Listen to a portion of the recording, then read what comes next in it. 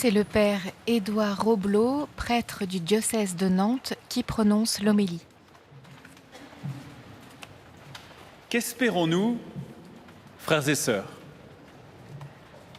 Espérons-nous comme les apôtres?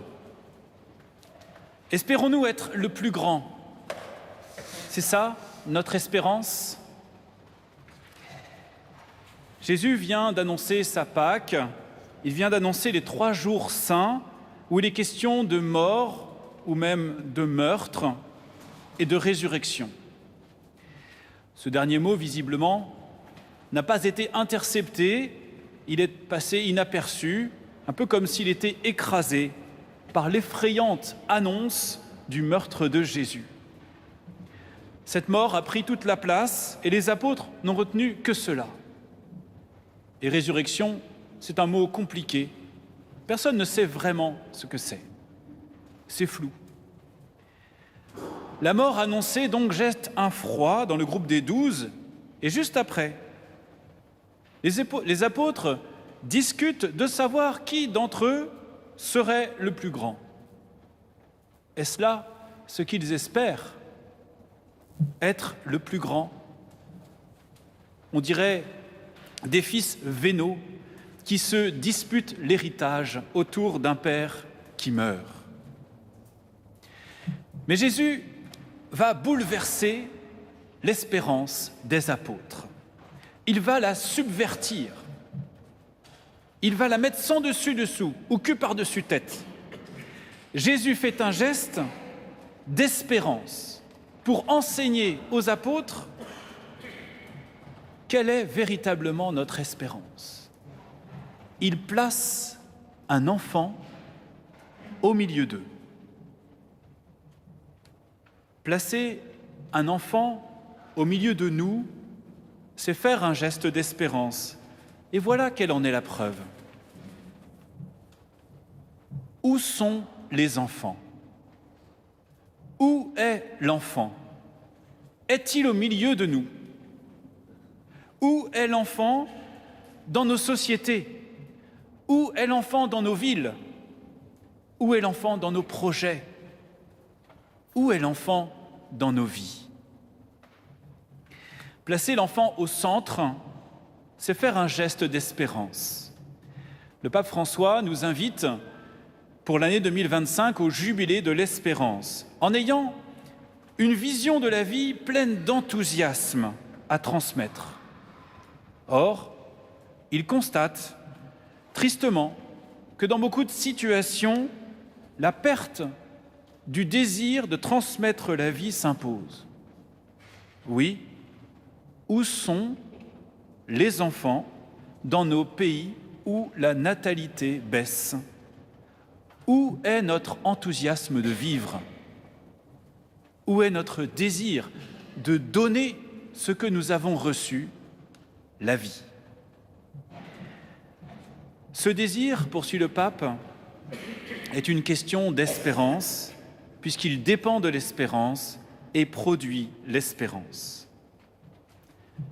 Alors, chers frères et sœurs, chers fidèles téléspectateurs, où est notre désir?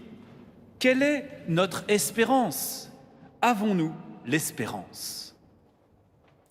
Il me semble que les discussions des apôtres autour de qui sera le plus grand, c'est-à-dire plus grand que leurs voisins ou plus grand que leurs confrères, ces discussions produisent en nous l'amertume, la jalousie, les rivalités. Saint Jacques, l'apôtre, dans la 2e lecture, l'a bien souligné.